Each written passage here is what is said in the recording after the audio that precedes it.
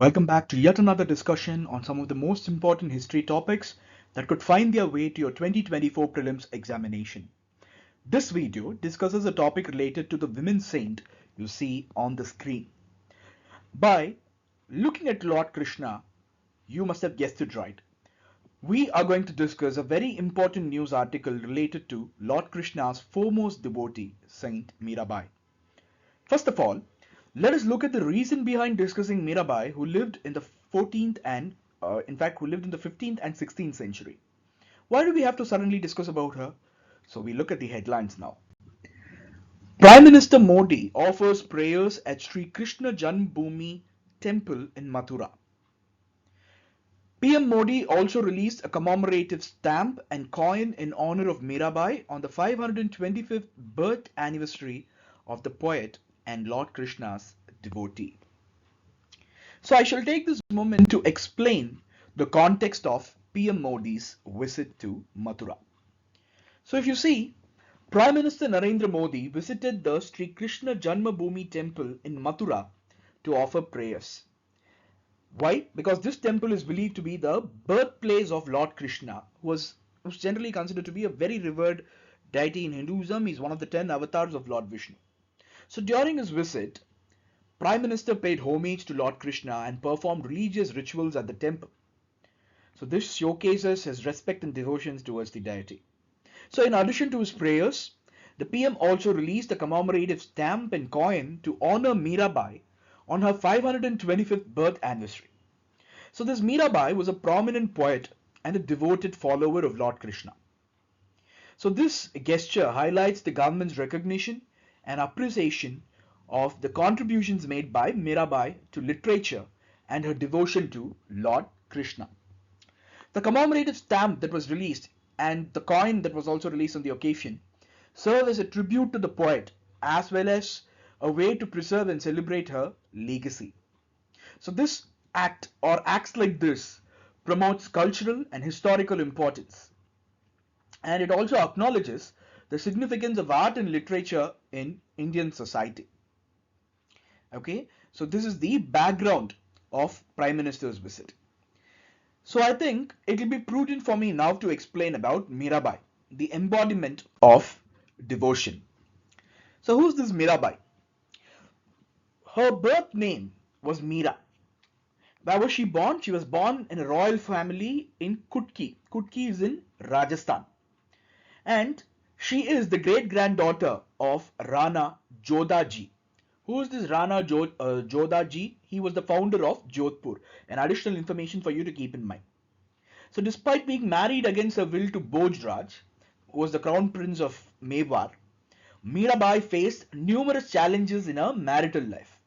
So this Mirabai became a devout follower of Lord Krishna, and her unwavering devotion is considered a prime example of Prema Bhakti. What is this Prema Bhakti? Prema Bhakti means divine love. So Mirabai is believed to have lived in Dwaraka or Vrindavan during her later years, dedicating her life completely to the spiritual pursuits and advocating for the inclusion of all in receiving divine grace. And this Mirabai's profound influence on the Bhakti movement can be seen in her devotional songs for which she is famous. In fact, her song Payoji Mein Naam Ratan Dan Payo, Payoji Mein Naam Ratan Dan Payo continues to be cherished and sung across India. Okay? Today, we associate Mirabai with the Bhakti movement. So, it's important for us to know about the Bhakti movement as well. So, what's this Bhakti movement? So, if you see, Bhakti is a religious concept that emphasizes devotional surrender to a personally conceived supreme God for salvation, focusing on love and worship rather than rituals. One can trace the origins of the Bhakti movement to ancient Brahminical and Buddhist traditions as well as religious scriptures like the Bhagavad Gita. To be precise, in the 7th century CE, Bhakti emerged as a popular movement in South India. So in South India, this Bhakti movement promoted religious equality and widespread social participation. So this Bhakti movement reached its peak in the 10th century and it experienced a decline and was later revived by wandering acharyas like Ramanujacharya in the 11th century. So with the establishment of the Delhi Sultanate, the Bhakti cult further spread to North India through various Bhakti saints. Okay, so this is the backdrop of the Bhakti movement which started in South India. I had already done a video earlier in the previous week where I had discussed about the Bhakti saints of South India. I discussed there in that video about Alvars and Nayanars. Okay, I've discussed about Alvars and Nayanars, the saints belonging to these two cults in South India I've discussed. And in this particular video, I'm not going to discuss anyone from the southern part of India, especially from Tamil Nadu. Okay, I will be discussing other saints from other parts of South India, but not from Tamil Nadu, because for you to know about the saints from Tamil Nadu, Alvars and Nayanmars, you can basically follow the video that I had made earlier. So now, here I present to you another news article on another Bhakti saint who was Ramanujacharya. Okay, so let us look at the news regarding this Bhakti saint. PM Modi unveils Jain statue of equality in remembrance of Saint Ramanujacharya. The statue is made of Panchaloha. So this Panchaloha is a combination of 5 metals and is among one of the tallest metallic statues in sitting position. So it is mounted on a 54-foot high base building named Bhadravedi. Okay, so let us now discuss about this statue of equality and why it is called so.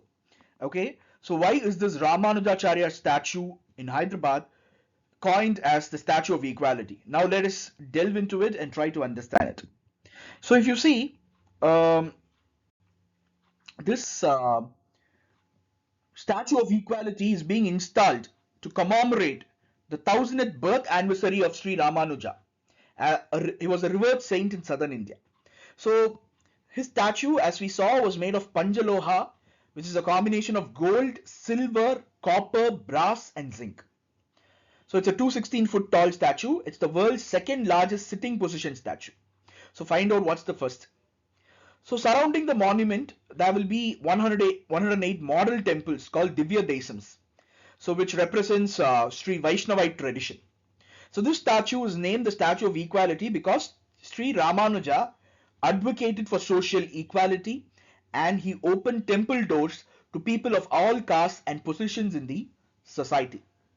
In fact, if you see, Ramanuja's teachings emphasized universal salvation, devotion to God, compassion, humility, equality and mutual respect, known as Sri Vaishnavam Sampradaya. Okay, Sri Vaishnavam Sampradaya.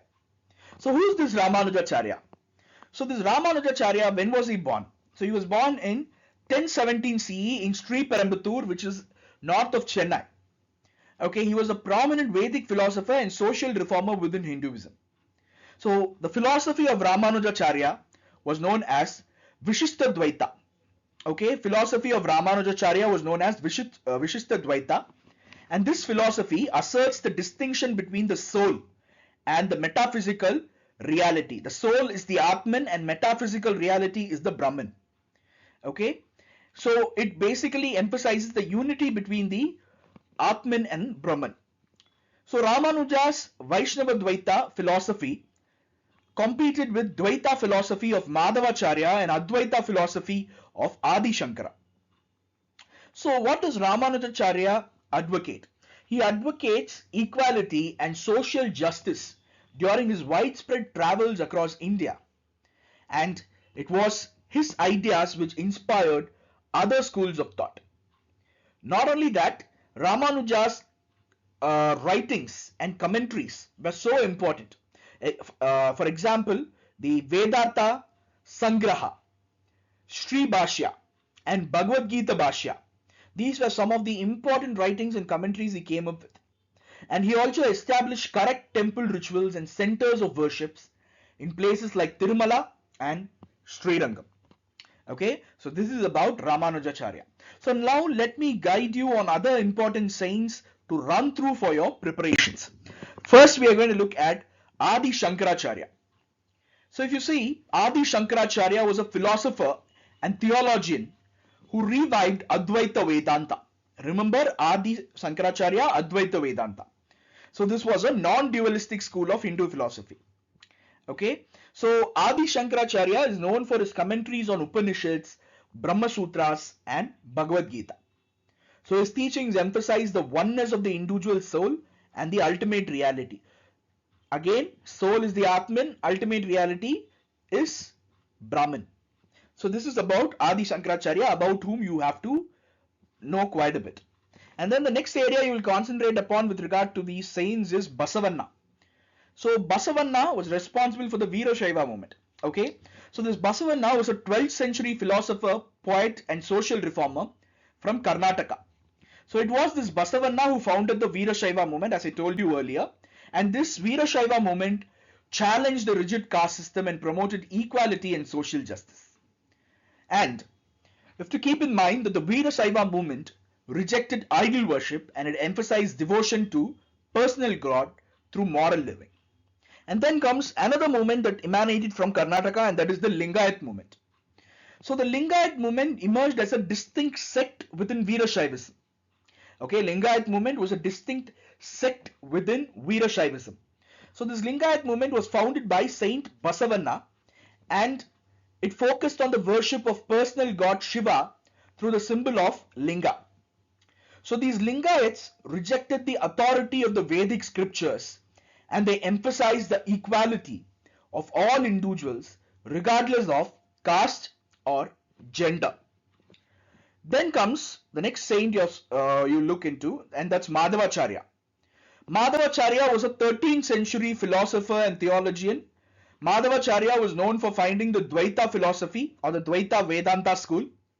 So his teachings emphasize the dualistic nature of reality, distinguishing between individual soul and the supreme God. So this Madhavacharya's philosophy influenced the Vaishnavite tradition in Karnataka and beyond. The next saint you look at is Nimbarkacharya. Okay, who's this Nimbarkacharya? He was a 13th century philosopher, and he founded the Nimbarka Sampradaya. So this person, he advocated for the practice of devotion to the divine couple of Radha and Krishna. So this Nimbarkacharya's teachings combined elements of both qualified monism and dualism. And then comes Vallabhacharya, another important 16th century philosopher you're supposed to know about. So this Vallabhacharya was someone who was responsible for the founding of the Pushti Marg sect. So he taught the path of Shuddha Advaita. Vallabhacharya, remember, Shuddha Advaita. So this emphasized devotion to God as a means of attaining spiritual liberation. So Vallabhacharya's teachings centered on the worship of Krishna and his divine leelas. Okay, and then coming over to Swami Ramananda and Ramanandis. Swami Ramananda was a 14th century saint and teacher who propagated the concepts of Bhakti and social equality. Swami Ramananda emphasized devotion to Lord Rama and encouraged spiritual seeking beyond caste boundaries. And who are these Ramanandis? Ramanandis were his followers. So they established the Ramanandi Sampradaya. So this Ramanandi Sampradaya played a crucial role in the spread of Bhakti movement in North India. Now coming over to Kabir.